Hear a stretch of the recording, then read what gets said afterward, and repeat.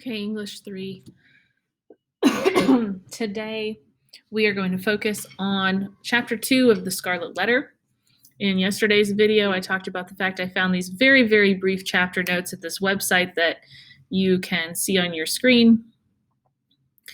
So yesterday we read The Prison Door, very short chapter. It set the scene. It was very gloomy, other than the rose bush, which we talked about as a symbol. Chapter 2 is called The Marketplace, and the marketplace is like town square. And what's happening in this chapter is Hester Prynne is our main character, if you didn't know that. She has committed the crime of adultery, and according to the Puritans, anything that's a sin pretty much is illegal. So she's committed this sin of adultery. She's been put in jail. They know that she's committed the sin because she has a baby, and they know that it's not her husband's because they have no idea where he is. She hasn't seen him in like 2 years.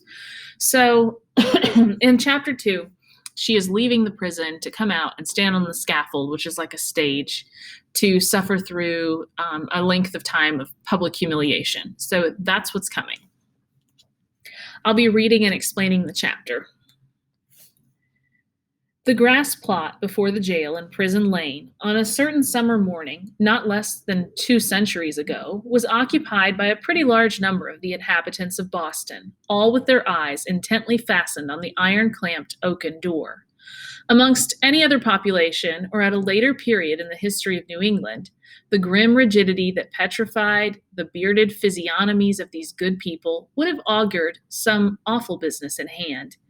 It could have betokened nothing short of the anticipated execution of some noted culprit, on whom the sentence of a legal tribunal had but confirmed the verdict of the public sentiment. But in that early severity of the Puritan character, an inference of this kind could not so indubitably be drawn. So what our narrator says here in the beginning is that there's all these people, very, very serious, outside the prison, waiting. And if it were another point in history of New England, then you would assume that something major was about to happen, like someone was about to be killed for a crime. But he says at this early point in the Puritan culture, it could have been anything. You can't assume that it's something as major as an execution, because he's going to go on to say that the people showed up like this for anything. Even a child being punished for misbehaving could draw a crowd this size. It might be that a sluggish bondservant or an undutiful child whom his parents had given over to the civil authority was to be corrected at the whipping post. It might be that an antinomian, a Quaker, or other heterodox religionist was to be scourged out of the town, or an idle and vagrant Indian, whom the white man's firewater had made riotous about the streets, was to be driven with stripes into the shadow of the forest. It might be, too, that a witch, like old Mistress Hibbins, the bitter-tempered widow of the magistrate, was to die upon the gallows.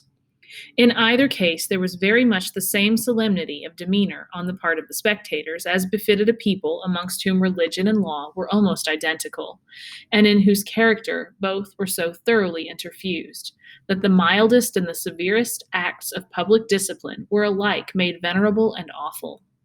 Meager indeed, and cold was the sympathy that a transgressor might look for from such bystanders at the scaffold. On the other hand, a penalty which in our days would infer a degree of mocking infamy and ridicule might then be invested with almost as stern a dignity as the punishment of death itself.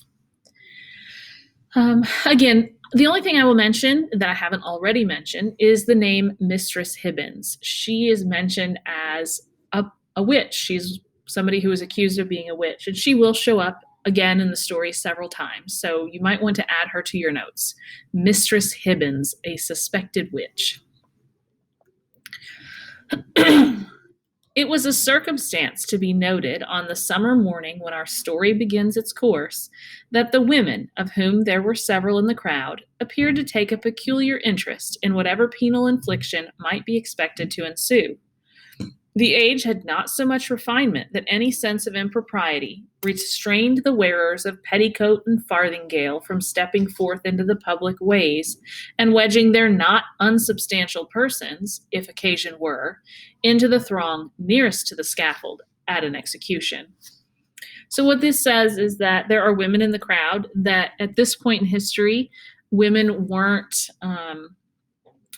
too refined to see a punishment like this. Even an execution, you would see women in the very front row.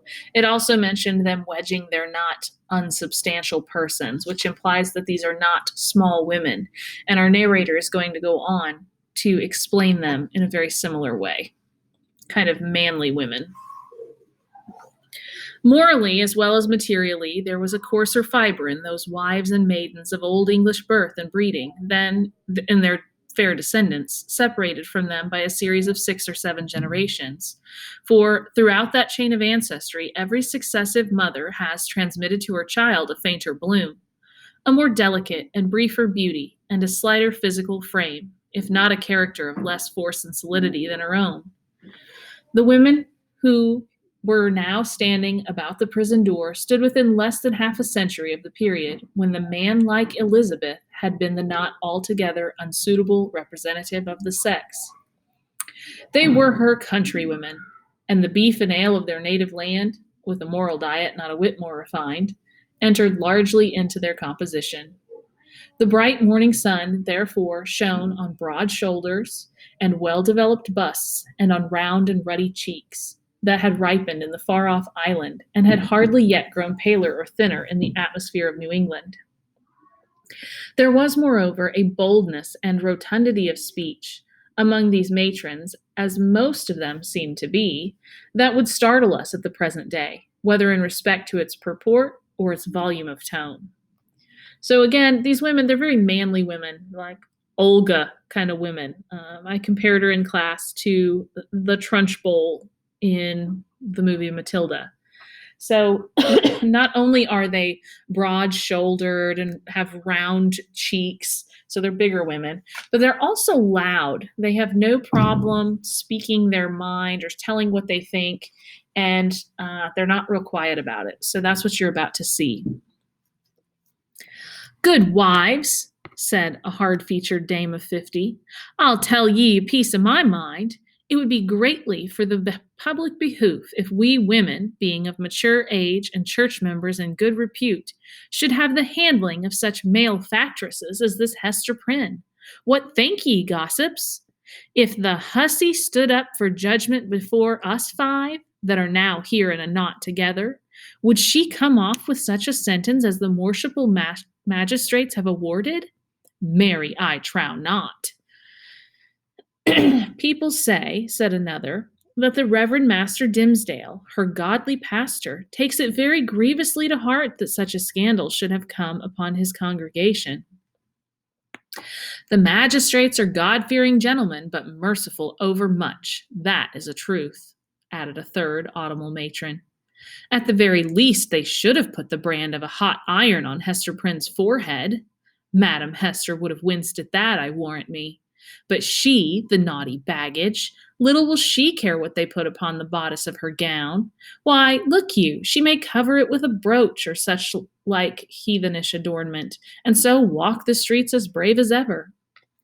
"Ah, but," interposed more softly a young wife, holding a child by the hand, "let her cover the mark as she will, the pang of it will be always in her heart."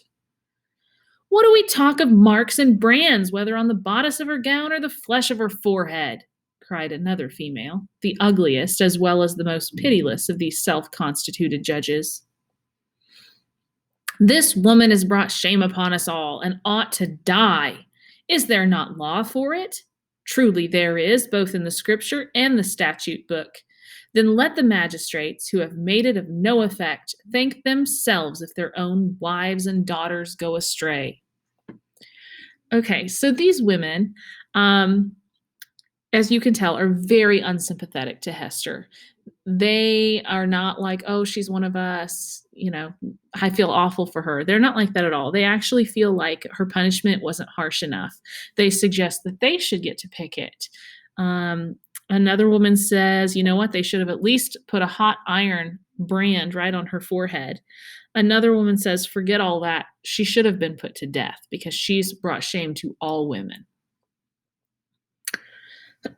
Now, She also goes as far as to say that the magistrates, which would be like the town council, the leaders who make the decisions, she says it'll be their own faults if their own wives or daughters cheat or sleep with people they're not married to, commit adultery, basically, because they had a chance to make an example out of Hester Prynne and they didn't do it. So she says it'll be their own fault if they experience this in their lives. Now, there's a guy sitting nearby and he interrupts them. "Mercy on us, good wife," exclaimed a man in the crowd. "Is there no virtue in woman save what springs from a wholesome fear of the gallows?" That is the hardest word yet. Hush now, gossips, for the lock is turning in the prison door, and here comes Mistress Prynne herself. Okay, so this guy hears them, and he's like, are you kidding me? Is there really nothing to keep a woman virtuous, meaning like morally good, other than a fear of the gallows, which means like he's referring to them being hanged. So he's like, seriously, is the only thing that's going to keep a woman good and faithful a fear of being killed? He says that's pretty harsh. And then he tells them to hush because here comes Hester. The door of the jail being flung open from within, there appeared in the first place, like a black shadow emerging into sunshine, the grim and grisly presence of the town beadle, with a sword by his side and his staff of office in his hand. This personage prefigured and represented in his aspect the whole dismal severity of the Puritanic code of law, which it was his business to administer in its final and closest application to the offender. Stretching forth the official staff in his left hand, he laid his right upon the shoulder of a young woman, whom he thus drew forward until on the threshold of the prison door she repelled him by an action marked with natural dignity and force of character, and stepped into the open air as if by her own free will. So when the prison door first opens, the first thing you see is the prison guard, the jailer, and he's bringing Hester out. He puts his hand on her shoulder, trying to lead her out, and her response, she repels him. So she sort of shrugs him off and then steps out in a very dignified manner as if of her own free will. So Hester comes into the scene acting very kind of proud. She carries herself in a dignified way, which is like really respectable. She bore in her arms a child, a baby of some 3 months old, who winked and turned aside its little face from the too vivid light of day, because its existence heretofore had brought it acquainted only with the gray twilight of a dungeon or other darksome apartment of the prison.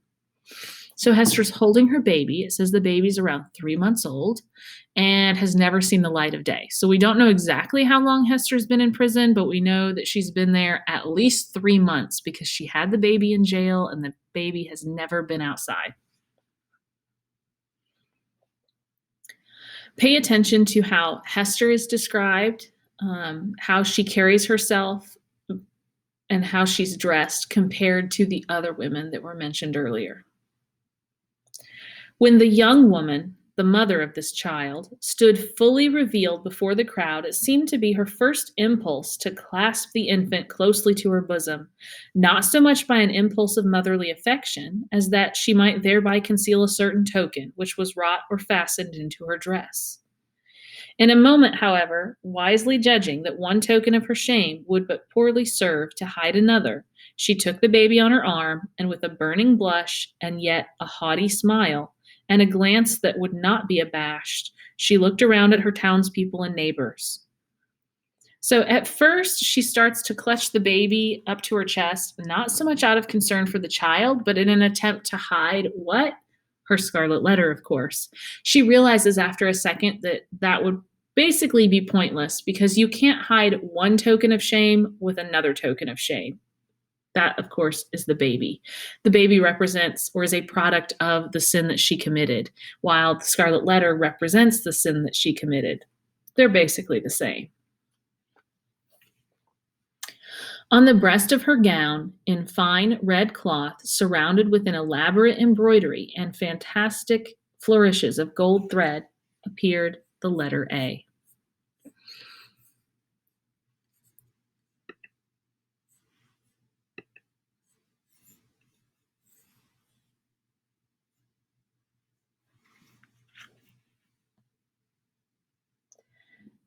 It was so artistically done and with so much fertility and gorgeous luxuriance of fancy that it had all the effect of a last and fitting decoration to the apparel which she wore, and which was of a splendor in accordance with the taste of the age, but greatly beyond what was allowed by the sumptuary regulations of the colony. So Hester is dressed in a really nice gown, a really nice dress, something luxurious, fancy for the time, or not for the time, but for the Puritans. Puritans were all about being very plain. Anything that's too showy or too flashy would be seen as taking your attention or other people's attention away from God, where it should be. And so that's why they dress in like dull colors, browns, grays, blacks, that sort of thing. But here she is in this really nice dress, which she made herself. And it talks about the Scarlet Letter. And it's described as this red letter A with elaborate embroidery in gold thread, of all things, gold. So she is overdressed in the Puritans' eyes. I'll just leave it there for now. The young woman was tall, with a figure of perfect elegance on a large scale. She had dark and abundant hair, so glossy that it threw off the sunshine with a gleam, and a face which, besides being beautiful from regularity of feature and richness of complexion, had the impressiveness belonging to a marked brow and deep black eyes. She was ladylike, too, after the manner of the feminine gentility of those days, characterized by a certain state and dignity rather than by the delicate, evanescent, and indescribable grace which is now recognized as its indication. And never had Hester Prynne appeared more ladylike, in the antique interpretation of the term, than as she issued from the prison. Those who had before known her and had expected to behold her dimmed and obscured by a disastrous cloud were astonished and even startled to perceive how her beauty shone out and made a halo of the misfortune and ignominy in which she was enveloped. It may be true that to a sensitive observer, there was something exquisitely painful in it. Her attire, which indeed she had wrought for the occasion in prison, and had modeled much after her own fancy, seemed to express the attitude of her spirit, the desperate recklessness of her mood, by its wild and picturesque peculiarity. But the point which drew all eyes, and as it were, transfigured the wearer, so that both men and women who had been familiarly acquainted with Hester Prynne were now impressed as if they beheld her for the first time, was that scarlet letter, so fantastically embroidered and illumined upon her bosom. It had the effect of a spell, taking her out of the ordinary relations with humanity and enclosing her in a sphere by herself. Okay, so if we look at how Hester is described, I've already mentioned she's dressed much nicer than what would have been acceptable. She did it on purpose. And when you look at how she's described, she's tall, she's ladylike, feminine, beautiful, dark, abundant hair that's glossy in the sunshine. Everything about her is completely opposite of the other women. She's, again, all of those things. Beautiful. I wouldn't go as far as to say dainty, although the other Puritan women use that word to describe her a little bit later. But definitely more feminine than the other women.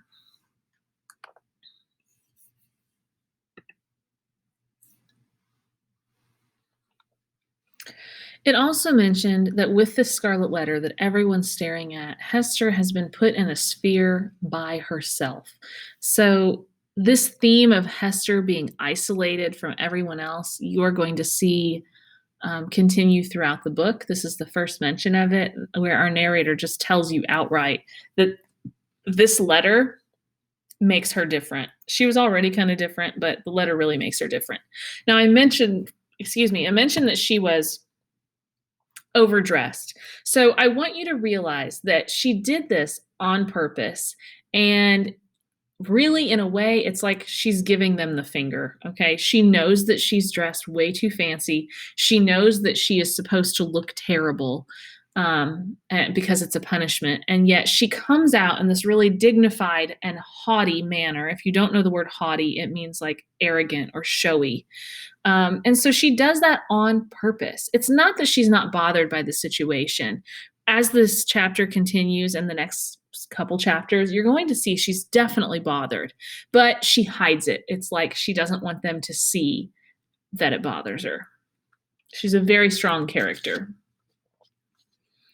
"She hath good skill at her needle, that's certain," remarked one of her female spectators. "But did ever a woman before this brazen hussy contrive such a way of showing it? Why, gossips, what is it but to laugh in the faces of our godly magistrates, and make a pride out of what they, worthy gentlemen, meant for a punishment?" "It were well," muttered the most iron visage of the old dames, "if we stripped Madam Hester's rich gown off her dainty shoulders. And as for the red letter which she hath stitched so curiously, I'll bestow a rag of mine own rheumatic flannel to make a fitter one." So, again, women are still not very sympathetic. They're talking about how ridiculous it is that she's made the letter look pretty. "Oh, peace, neighbors, peace," whispered their youngest companion. "Do not let her hear you. Not a stitch in that embroidered letter, but she has felt it in her heart." The grim beadle now made a gesture with his staff. "Make way, good people, make way, in the king's name," cried he. "Open a passage, and I promise ye Mistress Prynne shall be set where man, woman, and child may have a fair sight of her brave apparel, from this time till an hour past meridian. A blessing on the righteous colony of the Massachusetts, where iniquity is dragged out into the sunshine. Come along, Madam Hester, and show your scarlet letter in the marketplace." A lane was forthwith opened through the crowd of spectators, preceded by the beadle and attended by an irregular procession of stern-browed men and unkindly-visaged women. Hester Prynne set forth towards the place appointed for her punishment. A crowd of eager and curious schoolboys, understanding little of the matter in hand, except that it gave them a half-holiday, ran before her progress, turning their heads continually to stare into her face and at the winking baby in her arms, and at the ignominious letter on her breast.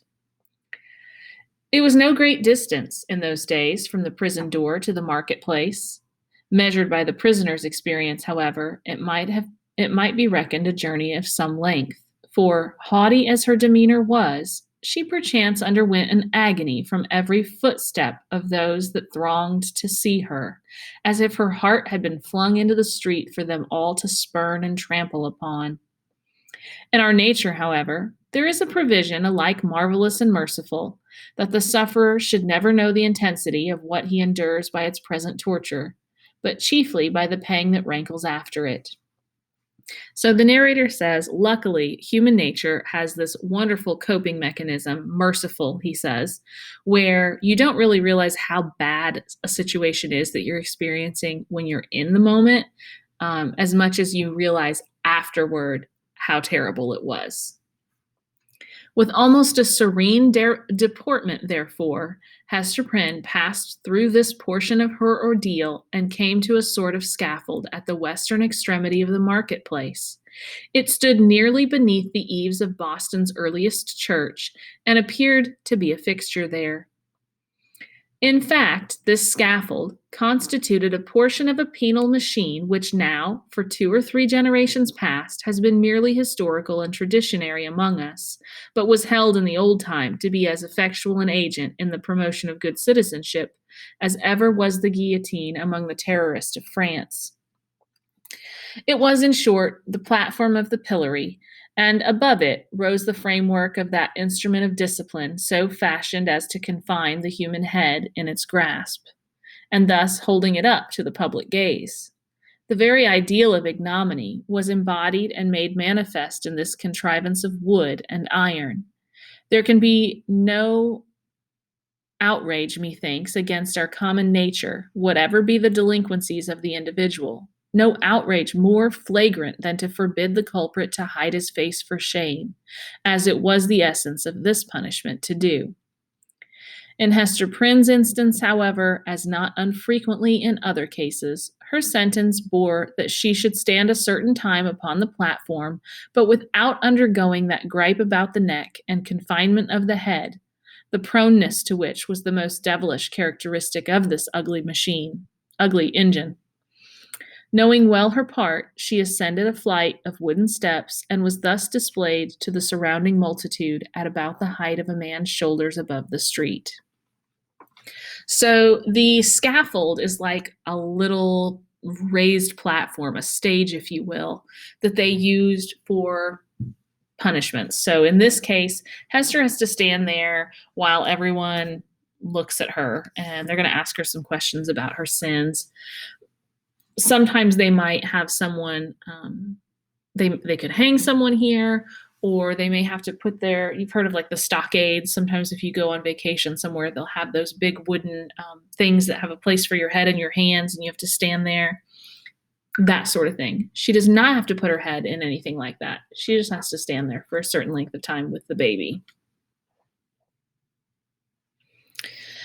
Had there been a papist among the crowd of Puritans, he might have seen in this beautiful woman, so picturesque in her attire and mien, and with the infant at her bosom, an object to remind him of the image of divine maternity, which so many illustrious painters have vied with one another to represent.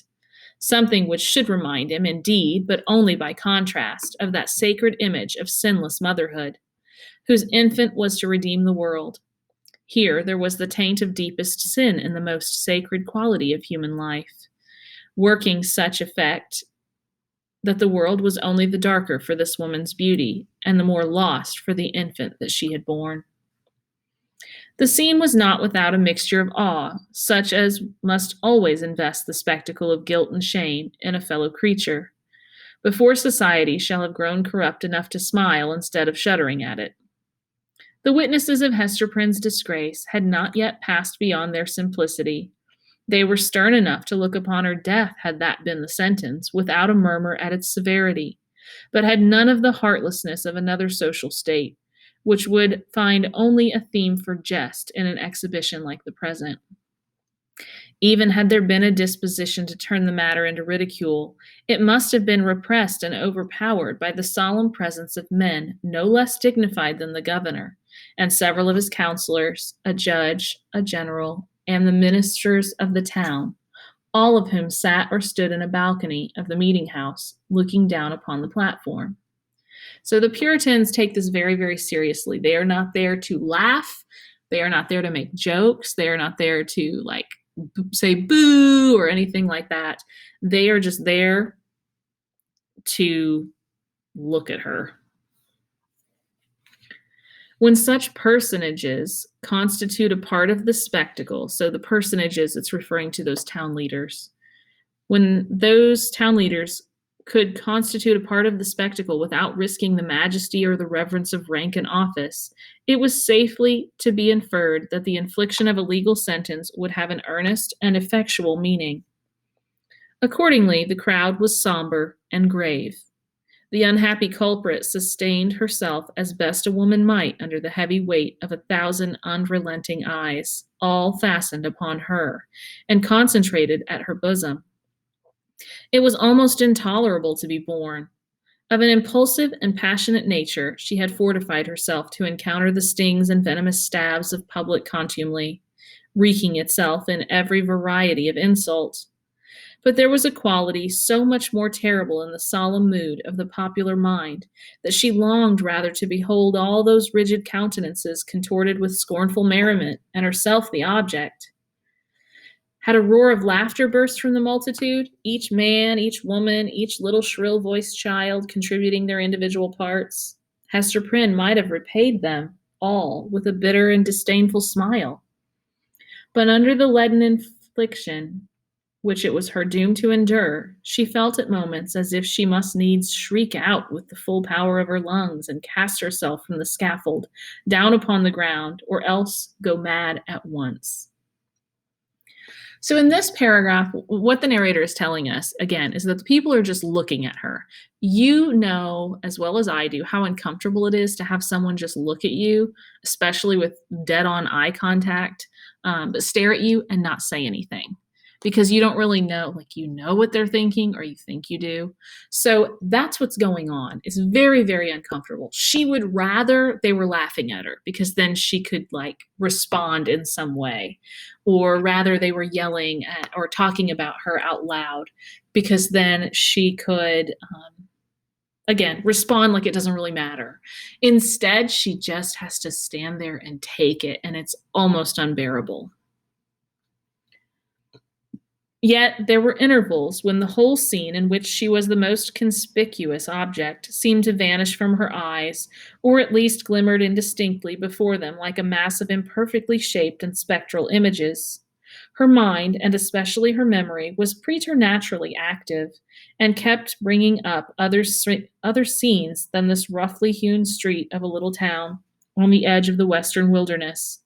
Other faces then were lowering upon her from beneath the brims of those steeple-crowned hats. Reminiscences the most trifling and immaterial, passages of infancy and school days, sports, childish quarrels, and the little domestic traits of her maiden years came swarming back upon her, intermingled with recollections of whatever was gravest in her subsequent life.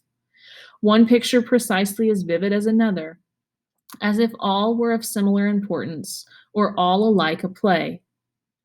Possibly it was an instinctive device of her spirit to relieve itself by the exhibition of these phantasmagoric forms from the cruel weight and hardness of the reality. So, what that means is that as she's standing there, miserable, in order to endure this really uncomfortable situation, her mind wanders and she remembers things from when she was a kid, and she just sort of remembers different scenes in her life. I don't want to say her life flashes before her eyes, but it does mention that it started with infancy and then school days and childish quarrels, and she goes up from the beginning up until right before she came here.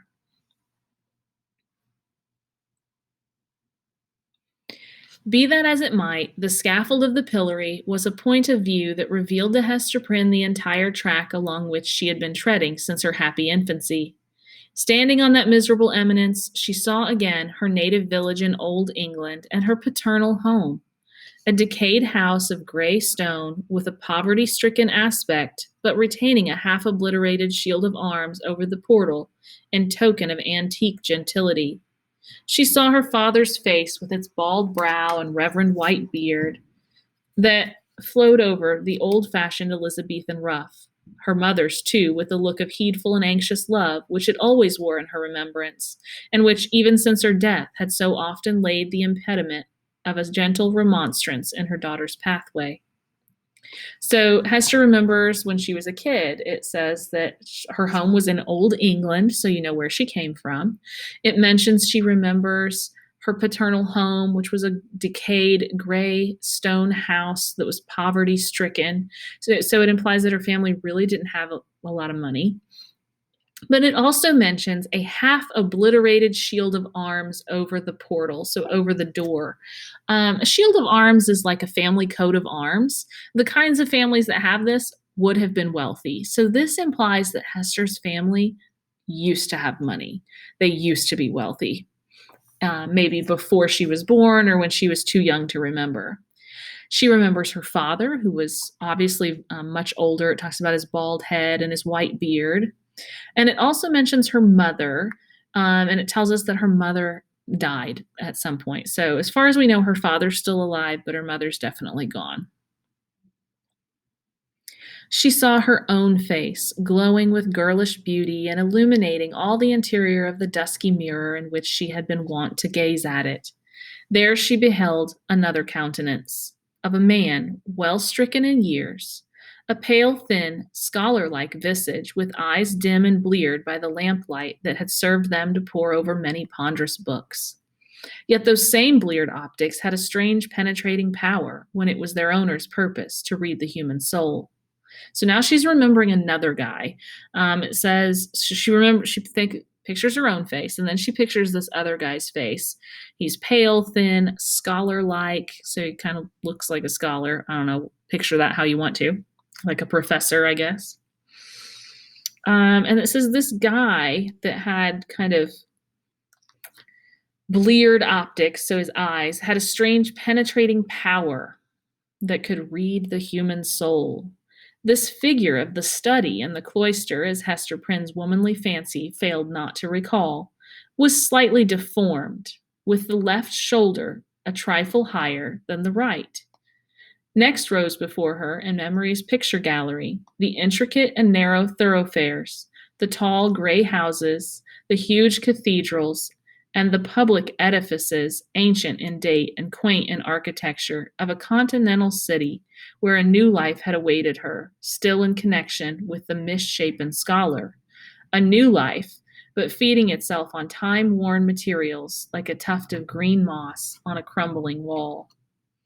So this scholar guy that she pictures, he was misshapen. It says that his left shoulder was a little higher than the right. I always picture him kind of like a hunchback.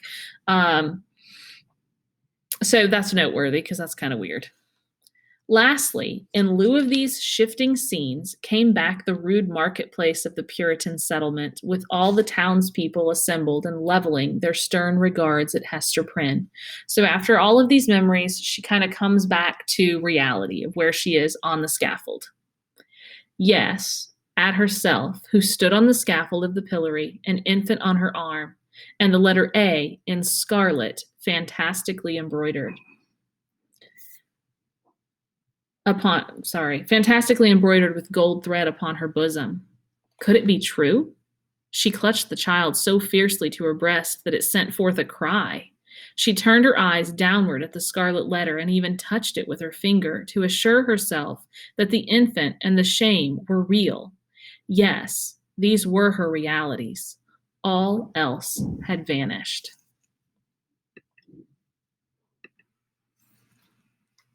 Okay, so Hester in chapter 2, just a quick, very, very quick review.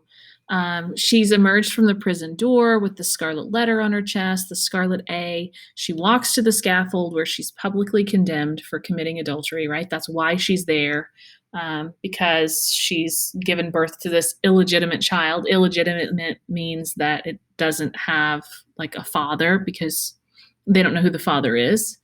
And Hester remembers scenes and people from different times in her life as a way of coping with the horribly uncomfortable situation that she's in. So that is what has been going on. And make sure you take some notes if you haven't throughout the chapter.